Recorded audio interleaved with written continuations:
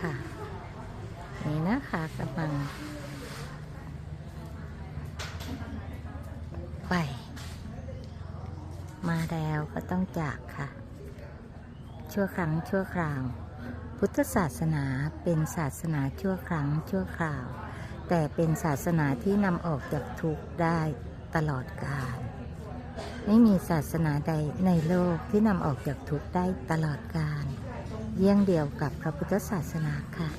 เราจึงดีใจเลื่อมใสในกุศลที่ได้ร่วมกันดูแลภิกษุผู้ประพฤติธรรมอันประเสริฐค่ะ